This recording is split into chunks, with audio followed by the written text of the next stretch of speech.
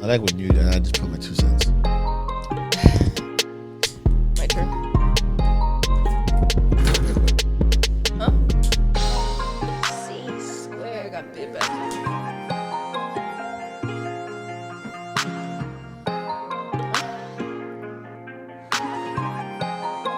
Hurts. Thank you, bud. Bye, bud.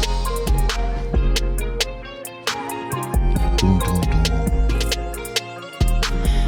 How do we start this off? It's early today. I don't even know what I look like. We're just here. We are here. It's the new. It's the end of the year.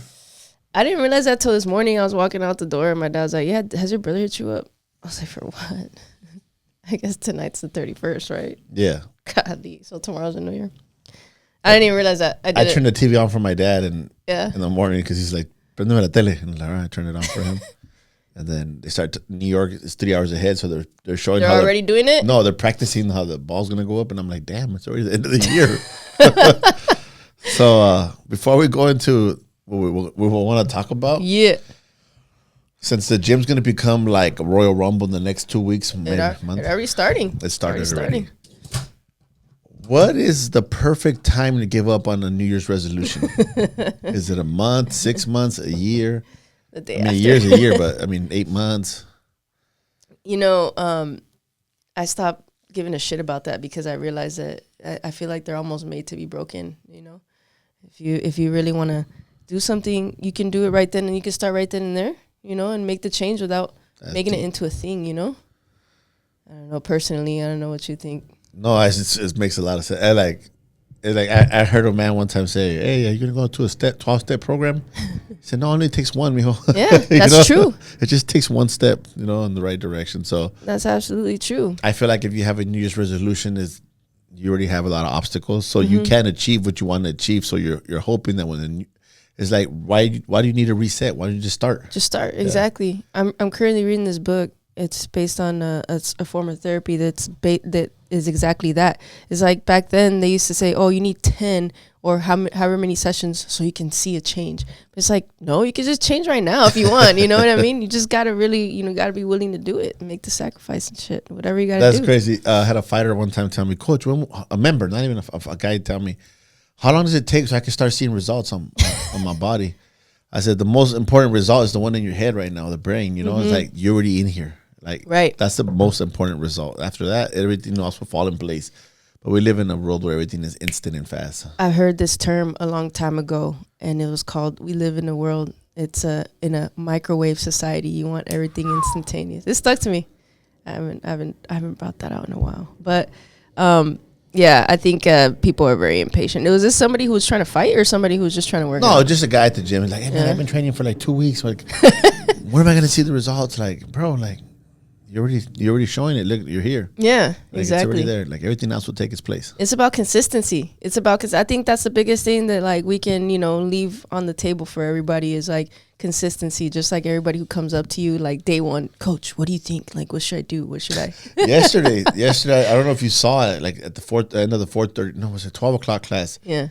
This guy, he came in pretty tall kid. He was working on his own. He had a hoodie on, right? Yeah. He came up to me after. He goes, "Hey, I'm thinking about like joining your team." And I'm like, "Oh yeah, man." I didn't want to say, "Whoa, the fuck is gonna be hard." Yeah. I said, "Yeah, man. Like, I don't know why I just feel in a good mood. It's the end of the year." So he's like, "What's it take? Because I want to be coaching with you, and I want to be like, I want to just be there. Like, I want to basically take guys to fight." Ambitious. Yeah, and I'm like, "Whoa, what does it take?" I said, "It takes a lot of dedication. I don't know if you have like a couple of years of your life to dedicate before you even get in the ring." And he's like looking at me like, "What?" Like, he thought by him coming in and telling me that he wanted to help me, that I was going to automatically tell him, I need the help. Like, no, bro, I need people who are, before anything, I have to know the people and be around them and see what they're about and teach this kind of the same philosophy that we're teaching. Mm-hmm. And I can't have somebody come in, like I've had guys that come in that think that for whatever reason they're law enforcement or they're military or they're something with some kind of like structure background. The background, and like they think that that's what I need as a coach. No, I just need a man. Yeah, let me rephrase that. An alpha mindset, somebody who, because this sport is very hard, and if you're weak, it's like either you're a wolf or a lamb. Right, that's true. So Yeah, it was funny when he came up to me, just expecting me to like, yeah, come in, dude. You can help me, coach. I'll teach you everything you need to know, buddy. Yeah, come here, bud. I remember me, like, I wanted to coach and people to kick me out of the gym. Yeah. I'm like, get out of here, fool. You little kid. Dude, way behind your ears. This is you wouldn't walk. This is what trips me out, man. It's like you wouldn't walk onto like a NBA fucking, you know what I'm saying? And expect them to be like, yeah, no problem. No, you're gonna be fucking ball boy for like fucking, I don't know, however long, dude. You know, water boy or something for, you know, if you have no experience in playing the game, you know what I mean? Like if you don't have no experience boxing, yeah, and you know what I'm saying? Does that? I don't know if that makes sense. What I'm trying to convey here. To have it, like, I don't know. Boxing is kind of like a crazy sport to like get into. Like it is. It's such like you see every fighter you see out there as a champion. There's a moment where they were weak, and if they didn't have the right coach with them, everything's about like not a microwave, but more like an oven. They bake they take their time, make it right, and because if not, some of those coaches, I'm sure there's a lot of guys out there who could have been champions, were just in the wrong coach's hands. That's true. Yeah, that's very true. I like that. I like that. And that kind of there's a lot of what ifs out there, you know. Yeah, but this all started with New Year's resolution, so. Yeah, I think that if you're gonna do a New Year's resolution, you should at least do it for 6 months. Yeah, you think that that's when you'll be like, oh damn, you know, like I know it takes a long time to rev that engine. Yeah. So they gotta do it right. They gotta do it right. Everybody, we live like in what'd you say, the microwave? The microwave society, yeah. That is true. Everybody wants everything instant, you know. They see shit online and they think, oh yeah, I could do that. You know? Those ads saying 30 days you'll look like this, like lying. That's crazy, man. You don't got no New Year's resolutions? Me? Yeah. Yeah. You do? Yeah. What is it? Nothing. Yeah, I don't got shit, man. Yeah. Just keep working, keep improving as a person, whatever. You know. I feel like I have a new week's resolution every week. Yeah. Like it's not even like I always challenge myself to be better than the last. Like, yeah. That's such a dumb cliche. Like I'm better to be better than. I just want to be better all the time, so I keep grinding. Watching, whatever, right? Yeah, watching fights again. Yeah, remembering what I'm cornering the guys in, what we talk about each fight. And I just want to like continue, right? Continue to get better. Yeah, I noticed that with your runs. Like it's like at least increase it by a little bit every week. That's good. Yep, I like that. I like that a lot. Well, want to wrap up the year with yeah, since we're fucking wrapping up, closing the year. 2024. We're on 25. Golly. Next year's. I shared with you before. My lucky number's 5. So next year's gonna be our year. I mean, it's been our year. We've been getting better. I mean, fighting good people, fighting on big shows. But I feel like 2025 is ours for sure. We got a couple big fights, so we're excited. I think that sometimes, you know, it's easy to get caught up in the God damn it, you know, like this, if it would have been like this. But you know, I often have to tell myself that. Things like I tell myself, so now like I use it in a broader terms, like things don't happen to us, they happen for us, you know. It's like it happens for you so you can learn to improve, because later on down the line, you know, you're gonna look back and you're like, that's why that shit fucking happened. Yeah. Now I know why I needed that, you know. But yeah, I'm looking forward to this year. But since we're closing out the year, we're looking at fights. Biggest upsets, biggest KOs, biggest performances, and biggest fights of 2024. Let's go. What should we start with? Since you read better than me, you start whatever you want to start with. This will zigzag, whatever you want to do. All right. I'll name them because there's a few, right? Whichever kind of sticks out to you. Some are on the same list, on different lists, right? On different lists, yeah. Some are all deserved. Are doubled. Yep. So, biggest upsets of 2024. The list says. I you know what? I eliminated Ryan and Devin because I don't think that was necessarily an upset. So yeah, people that didn't know about fighting yet. Yeah, Venado versus Angelo Leo. That was a huge, and that's also on the one of the biggest KOs of the year too. We can start. We can touch on both. Yeah, like, we all know Venado's a freaking kamikaze when it comes to fighting. He's an what's that word? Not your typical boxer. Yeah, he's unorthodox, man. Super wild, unpredictable. So I guess the way he fights is the way he'll lose too, you know. Yeah. So, but I didn't see that one coming. I didn't even watch the fight because I thought he was gonna win. I knew Leo was good. I remember you said that. I knew Leo was good. I knew Leo, but I didn't see that. I didn't see it, but it's all kind of like Venado help Leo with his, the style of fighting. Right. All you gotta do is be basic boxing, man. Yeah. Basic. But I was Nasi Hamed, one of the Barrera beat him with basic boxing. The basics, the basics fundamentals. kick ass.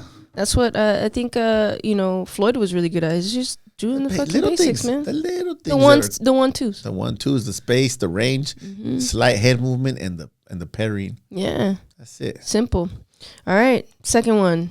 Dubois against Joshua. That was a big upset. That was one of my favorite ones. Not favorite because what had happened, but to see that young man, and we talked about him being like a comeback fighter, career wise. Yeah. I guess he could be like the biggest comeback. Yeah, he's the biggest because after losing a couple fights at that stage, at that level, you get written off. And look what he did, especially in the heavyweight division. But exactly, look what that was an exciting fight as well. So kudos to him. That's Joshua was definitely expected to win that because it was supposed to line him up for a bigger fight, right? So what's he doing now? Yeah. They're not even talking about him. Not even talking about him. I think Dubois might take that spot. We'll see. We'll see what happens. I think a lot of good fights are coming. Comeback stories. Everybody loves comeback. That guy, he doesn't get the credit he deserves. Yeah. So, where's he from, anyways? I don't know much about Probably him. out there in the fucking UK, because I don't know, or French. Yeah. I don't know. I should have done more research. Somebody's yelling right now. He's from here, fucker. All right. Next, we have. I think you were there, right? Matias versus Paro. Yeah. Liam Paro. Yeah. It was a huge upset, bro. In Puerto Rico. It was a huge upset. Huge upset. I forgot about that. When I saw that, when I was making the list myself. Yeah. I was there. I seen his face. I seen the energy get zapped out of Matias. I was having some drinks with Matias' coach, Panda. Yeah. The night before. Yeah. We weren't talking about boxing. We weren't talking about that fight. We were talking about boxing in general. Yeah. And I'm not saying he was not confident at all. He was just, they were in their zone. They had picked an opponent. Yeah. I don't know if it was a mandatory or not, but I think he might have been. He was, I think. And the energy in Puerto Rico, it was beautiful to see, to have fight. They had been so long since they had a big fight. Right. Yeah. Yeah, that was the biggest talked about. And if you could touch on a little bit, I guess the energy in Puerto Rico as a whole, when you were over there, I remember you mentioned a lot that. A lot of love. A lot of love. A lot of love from the Puerto Rican brothers out there, man. They were just like, they see our jackets because I was out there with Tashiro Fierro and we were out there representing Mexico. We're representing where we're from, but it's not like we're just wearing our jackets and they had Mexico and they would be like hermano, or if we didn't have our jackets on, they heard us talk. Yeah. Hey, Mexico. Yeah. It's just beautiful, man. And it's a good energy. Good vibe. So people can understand like the magnitude of this event. You know what I'm huge. saying? Was huge. Yeah. And I remember, people that don't know, like they move you around in the same shuttles, right? The A and B teams, and so you're in the bus with all the guys. Yeah, you're mingling. And Matias was like energy was he was just being Matias. He's really quiet with his child, his baby, his family. But to see that guy lose, man, his facial expression in the hotel and all that, it's sad. But that's part of the. Paro came from Australia, came deep enemy territory in Puerto Rico, and did what he had to do. Yeah. And I don't know what it is about Puerto Rico though, man. Like they have some warriors. Yeah, they do. And all the big fights they lose at home, they win everywhere else. I'm not saying I'm not saying they suck. Like, but I'm gonna elaborate on that too because I better be careful about bite my own tongue. You know where I'm going with that, right? I don't know. I'm like, what? Munguia, dog. Oh yeah, that's coming up. That's coming up. Right. I'm gonna touch on that. But Matias, he was expected to win that fight. Obviously, there's talks, possibilities of him fighting Teofimo in 2025. Yeah. So, I'm excited. Where's Paro at? He just fought. He lost against Richardson Hitchens. Oh, that's right. Yeah, it's a fucking decision. Yeah. Hitchens is crafty, huh? Yeah, he's one of those young kids who. Yeah. The basics, pretty much. Basics. Yeah. So, what happens when both fighters have good basics? Ooh. It becomes a chess match. Because exactly. That's where power, speed, intelligence kicks in. Yes. Yep. Your natural abilities. Next, you just mentioned Munguia against Suras. However you that's a big, huge, that might take the cake. That's the king of upsets. That might take the cake. Because Matias lost by decision. Yeah. Munguia. And that's down for knockout too. Munguia the referee stopped. The referee got suspended. Oh, he did? That's my boy. Yeah. Why? Me and him Counting trained too Brian fast? together. Yeah. For waving it off too fast. Oh, dude, he They got up suspended drunk. him. Yeah. I mean, I saw that. I thought the same thing, but I was like, no, he was fucked up. But you know what? The referees are in there and they hear the punch. Yeah. They see and they hear. If you can see a fight from across the street, Yeah. you'd be like, oh, Yeah. they're like Right a there. foot or two away from them as they're throwing. And they hear the shots. And we all know when that home run swing, that the sound of the bat hitting the ball. Yeah. That's the same thing in That's boxing. what it sounds you can like. hear it, bro. That's like, very true. and lights are off. So I did it influence him knowing Munguia as a kid? Maybe he's protecting him. Maybe he protected him from another. Maybe he comes back and beats more people up. Yeah. What happens if he doesn't? If he lets it keep going and Munguia gets clipped even worse? Yeah, because I don't think that was gonna. He got up. He was drunk. He was walking A stumbling referee's job is to protect the fighters. Yeah, that's crazy. I didn't know he got Suspended. Yeah, suspended. And the funny thing is, Eric Morales' brother is president of the commission right now. Diego Pelucho Morales. Yeah. And Eric Morales is in Munguia's corner. So, I mean, you would say politics? Suspicious. Politicas. Yeah, but that was huge upset, man. Huge upset. Next huge upset. This is the last one on the list. Tim Tszyu against Mortazaliev, if I'm fucking pronouncing that correctly. A lot of people didn't know who this guy was. Tim Tszyu, a lot of people were assuming this was going to be a tune-up.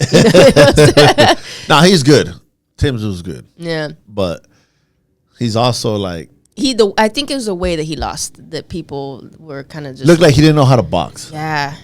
That's the fight I was upset. Remember that they were interviewing him after the fight? They're like, he was concussed. Yep. I'd be like, that's when your trainer, your manager... Your trainer should never leave the fighter's side. Yeah. But when it comes to PR, the trainer's not there for that. Yeah.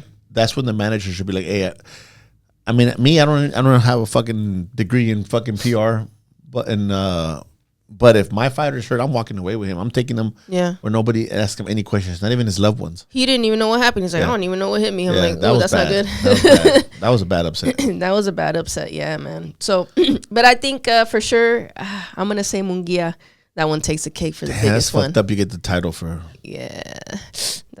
No, but no, you're right. No, the significance of fighting in his own country, in his own city. Yeah. Not only his country, his own city. His homecoming. His homecoming. Yeah. A lot of fighters are Mexican. They fight always in Vegas and in other parts of the world. And they go back to Mexico. They fight in Guadalajara, Mexico City.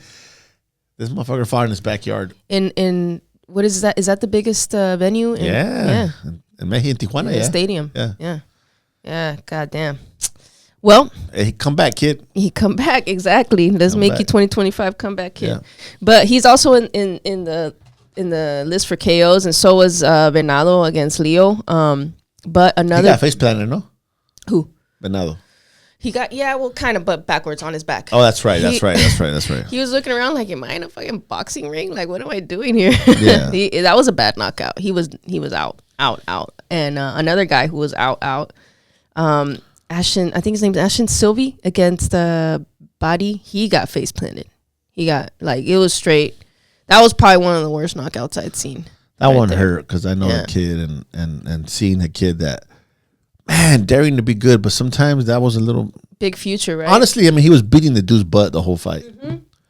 Just one mistake. One little mistake he made, and that's like, where does the mistake come from? Laziness, confidence? Yeah. Where does it come from? You know, the mistake. And I think this young man will bounce back, but will he be able to take shots like that? No. So, yeah, I just hope that he could correct the error because he's a talented fighter. He is. So yeah, huge future ahead of him. I think he still does. You know, he's still young. But yeah, that was a tough knockout. Another young kid, Alan Garcia against I think his name was Ricardo Fernandez, if I'm not mistaken. Oh man, that was a tough knockout as well. That was memorable for me because I was like, oh my god. I've been trying to fight that kid, man. Yeah, I know. I wanted to fight him with Javin, and Top Rank was like, nope. Yep. Nope, not yet. Nope. Maybe the trainers, maybe, I don't know. Gilberto, too. We were trying to fight him with Javin and Gilberto, as a matter of fact. Yeah, well, I was trying to get that fight because I saw little flaws. I didn't see that my boys knocking them out or like that, but I just saw flaws that I wanted to jump on. Mm-hmm. And somebody else with a bad losing record got that win. Clipped him. Good for him. Man. Sad for Mr. Garcia, but like we said, that little mistakes. Yeah. Yep. And the worst part is that mistake, his trainer's talking to him. Yeah. And the trainer's telling him to go the way he goes. Yeah. And he gets clipped. Yeah. It's one of those. What do you do right there? Would you go in the locker room and be like, hey, Coach Maggie, like, you told me to walk that way, but is there trust there again? Yeah, man, that's tough. That's tough. How do you look at your fighter and be like, dude, like, if I can always tell a fighter when they lose, bro, you lost. Yeah. Doing what you wanted to do. Yeah. But when they said, if we lose, because what I told you to do, that's both our faults. But if I get you knocked out, that's all me, man. Yeah. That's all me. And it's a tough spot to fucking be in because you don't ever want to see your fighter like that, especially not because of you. You know what I'm saying? And at the end of the day, like, and it's on video. It is. It's on video. It went viral. It did. Yeah. Because she's known for like taking the spotlight, like the camera. Yeah. She's like Suge Knight. All in the record. All in the all on the record. And shout out to her, she's there. Come to death row. Yeah, come to death row. Come to Glorious Boxing. So yeah, that was sad. I mean, we're all gonna get we're all getting criticized when we're that's part of being a coach and being part of being a fighter. When you start training people, you're gonna get knocked on. You're gonna get as much as you want to get praised. You're gonna get made fun of. Yeah, dude. And then just take it. Roll with the punches. Yeah. I think a good trainer, man, like at the end of the day, we're always gonna take that fucking responsibility, man. You know? Like, okay, how do we fucking get better from this? You know, where did the way I look at it like a trainer is like if I was signed with somebody and all I'm getting fed is bums, I gotta get dubs. We all want to win all the time. But if I'm going 50-50 fights, you know, there is a chance that there's three things could happen in a fight. You can get a win, a loss, or a draw. Yeah. If you fight good people, the risk is like split 33% all the way across. Yeah. But if you fighting as a coach, you have to take some risk, and not you're just. At the end of the day, I think what they're trying to do, some of these guys is build guys that bring money. Yeah. They don't care if they win or lose. You know, they want to get them 20-0, and then let's get $300,000 paycheck. Yeah, get that investment back. You know, that's true, man. Yeah, that was a tough knockout. I think that kid's coming back early 2025. So, wish him the best. I think he's fighting at home. Yeah. So, yeah. Aside from that, I think one of the craziest knockouts I saw was Joshua against Ngannou, simply because he folded him. And it looks crazy to see two big guys, you know, a big guy get knocked out like that. I think we all expected that. But again, back to the basics. Joshua knocked him out with, like, I think it was a simple 1-2. Boom, boom. Right down the middle. And dude went down. Does that show Fury's low? Fury's Fury's good, bro. He's like, beat everybody. But the way he looked, he got knocked down by Ngannou. Yeah, yeah. And then he did. He's powerful. That guy's powerful. No, I but he's not a boxer. Not a boxer. And he went the distance with him, man. And I thought it was when people were saying he lost. Yeah. So I was like, dude, the guy. I think that was his debut. No, that was his debut. Yeah. That's admirable. And then he takes on the next former champion. Yeah. And gets knocked out by them. That's huge, man. That guy's got a beautiful story. I don't know if you've ever heard it. He's a winner crazy. In my book. Yeah, he's a fucking winner in my book. I know in the MMA he was. Is he? What's the story? Is he in the UFC? Or he's out. So he's in the PFL now. So Maggie knows more about MMA than I do. So, but you know, he never wanted to be an MMA fighter. He wanted to be a boxer. But when he got to France, when he finally made it to France, after like all the escape that he had to do, he's originally from Cameroon, and they have like a they speak French. Cameroon's really good at football, huh? Yeah. Soccer, yeah. Football. I had a guy named Eto I used to use on FIFA. Yeah, they're really good. Yeah. That's like the biggest sport in the world. But yeah, so he went there like, oh, dude, you know what? It's going to take you way too long to go the boxing route. Go the MMA route. It's faster. It's easier. So he did that, right? And got into the UFC, got a lot of attention. I think he was made to be a star from the get-go, you know? He's got that kind of aura about him. But yeah, then he gets to the UFC. The UFC is paying him $600,000 for championship fights. That was in his contract. That's fucked for a heavyweight. That's crazy. So he got into a dispute, got out, went to the PFL, but the PFL let him do boxing. The UFC wasn't letting him do boxing.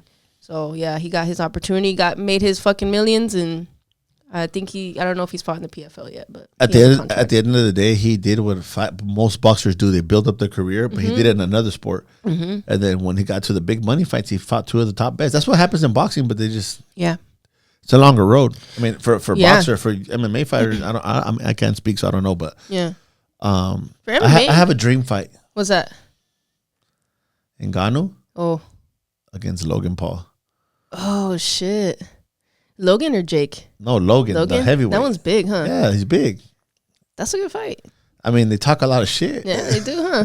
Ngannou's not. I mean, he fought two of the best. One he went. And them motherfuckers got power, dude. Oh, Jake Paul's a heavyweight. Yeah, him too. Oh, never mind. Jake Paul can go with Ngannou, dog. He ain't calling him out. I don't see that. Yeah. Call him out. He only got, he's a former MMA fighter. But he's a boxer. Yeah, and he can box. He has 2 boxing fights. He fought 2 of the best in the world fucking heavyweights ever. So damn, I never thought about that. Look, Ngannou fought 2 of the best. He's not an influencer, but he fought 2 of the best fighters and he's out. Yeah. Logan hasn't fought one good one. He fought one who wasn't good in my book, Mike Tyson. He was a good fighter, but he wasn't. I saw the other day the best heavyweights ever, and people were like Mike Tyson. I'm like, how? It's just popularity. It's the popularity. Iconic. Yeah, name me 10 fighters at least. I mean, if he's considered one of the best ever, name me 10 fighters that he beat that were in the top 10. Yeah. And don't bring up Michael Spinks and what's the other old dude that he beat up? Larry Holmes. He beat and Michael Spinks, Larry Holmes. There's 2 more. Tony Tucker. Yeah. And Bone Crusher Smith. Those guys were fucking ancient. So the spectacle of boxing. Who else we got? All right. So moving on, I guess we're past the knockouts. Those are very impressive. But performances of 2024. The first one is one that we've talked about before. Keyshawn against Lemos. Yeah. Oh man, I know you were very impressed with that, and that's based off the circumstances of the fight because Keyshawn pretty much had to save that main event.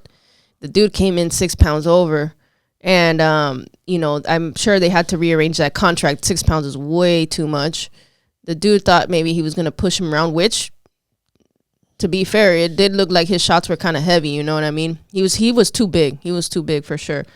But Keyshawn was at home. His brothers were on his undercard. Being at home is huge pressure. We just touched on this before. It's like some guys, they don't know how to perform under those lights. It's a whole different kind of pressure. And he handled it very well. On that one, I don't just think it's about performances. Like you said, it's about pressure outside of the ring. And the way he came out and did what he did. Yeah. He didn't weather the storm, but he just downloaded that software and said it's time to go. Yep. I guess he figured that the longer the rounds would go, the more that's what I'm just speaking from what I would think. Yeah. The longer that he gets hit by this guy, the longer it'll weigh on him, the faster it'll weigh on him, and he'll get tired from taking those punches, even though they're not landing. Anywhere they land, they zap you. Yeah, exactly. So I think he just said, fuck it, I'm going for it. Yeah, he decided what he was going to do. He did it, and that's it. So that's why I believe that's one of the best performances. That's one of my favorite. Yeah. Another one is Vaquero against Valdez, simply because it was a better performance than the first fight, and he was in Valdez's backyard too. And a lot of people thought, I don't know, maybe Valdez is gonna make an adjustment. This dude, he just proved everybody wrong once again. So I thought that's why that was one of the better performances, simply because it was better than the first one. Yeah. Yeah. And then Bam versus Gallito. Bam got dropped during that fight. First time he's ever been dropped. He was dominating, in my opinion, the whole time. He was doing beautiful work, and that's why that's one of the best performances too. But aside from that, he went through adversity and came back and showed what he has. If you're gonna get knocked down, let it be by a guy like Gallito, right? Yeah. And he got up and he just went at it. Mm-hmm. And pretty much I never seen Gallito look the way he did against him. He looked like it wasn't father time, or was just bowing down to a younger kid. Yeah. But that was it for him. Yeah. That was a beautiful KO as well. Yeah. It's a nice setup. Yeah. And then I put, I guess both of them, Usyk versus Fury 1 and 2. Yeah. Was that both the same year? Yeah. Damn. I had to look that up. I was like, oh shit. Yeah, it did happen early 2024 and then late 2024. I made a lot of money off those 2 fights. You're rich. Yeah. Where are we going? But yeah, those were very, I think both performances, Usyk really, he just fucking outdid himself. I think in the second one, he showed, it was different, right? The first one, it was more mental. The second one, it was everything, right? He put everything together very well. And he walked down the big man. Yeah.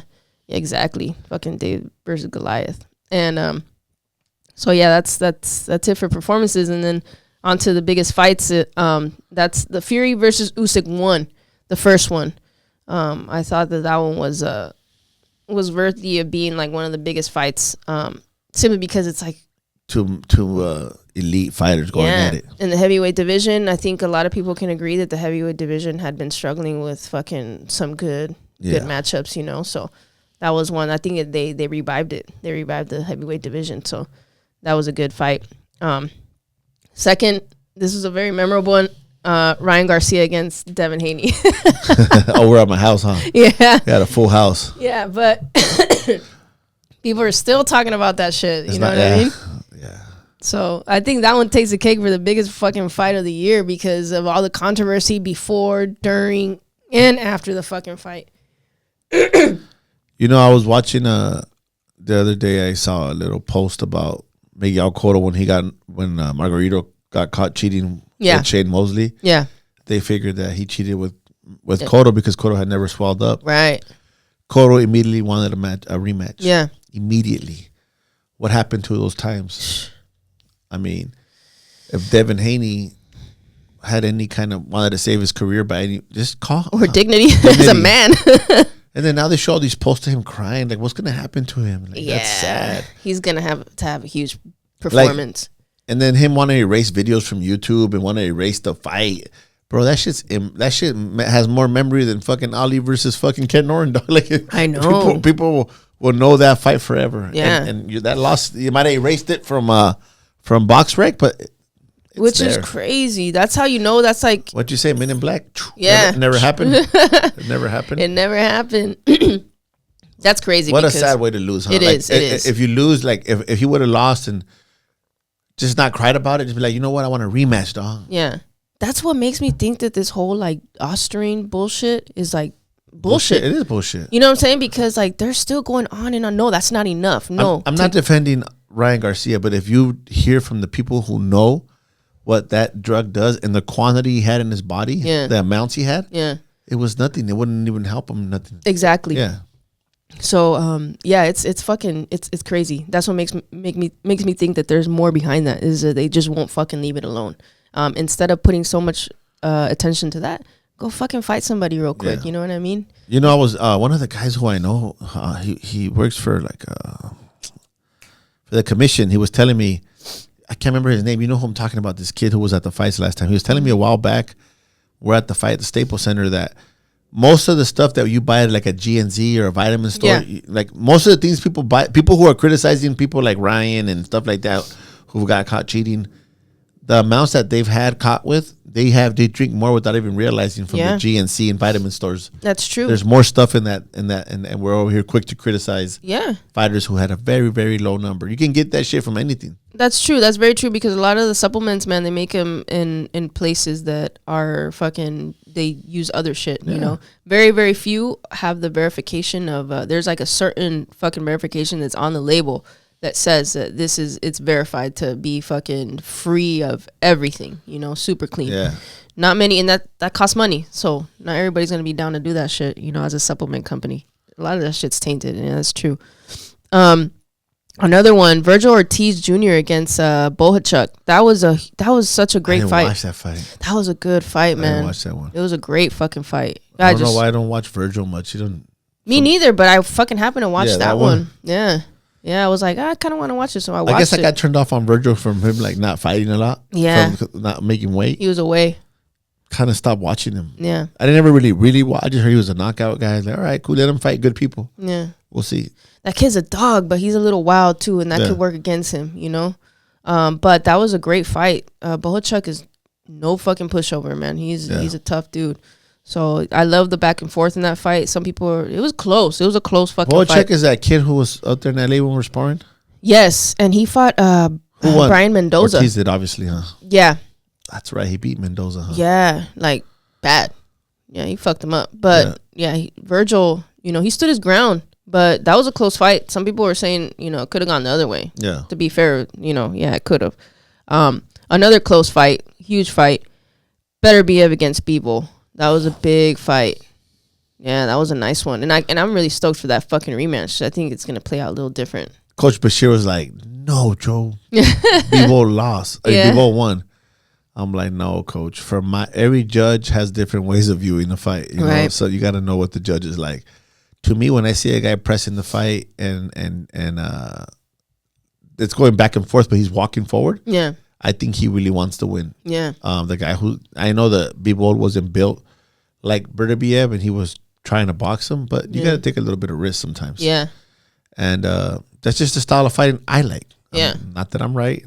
No, you got to think also, closing, knowing how to close is fucking huge, man. And if you know how to fucking strategically take away those later rounds, you're probably going to end up getting the fight, you know? Showing you want to win. Exactly. Yeah. And I think that's what kind of edged it out, was that. You want to win the fight by just fucking doing layups, or you want 3 points and slam dunks, you know? Yeah, exactly. That's a great analogy. Yeah. That was a big fight. And then the last one on the list is Pantera Neri against Inoue. Gotta bring that up right now. Man, that was a good fight, man. I picked Nettie to win that fight by upset.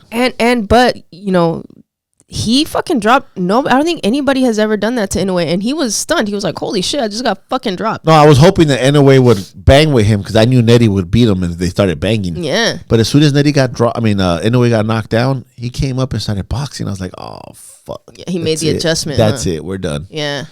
Yeah. And Nettie can't handle boxers. Not at that range. Oh man, that was a beautiful fucking fight to watch just because of that. It just kind of took a turn. And took a turn. That fool fucking that knockdown definitely set the tone for the rest of the fight. And man, that was I don't know which one takes the cake for the biggest fight.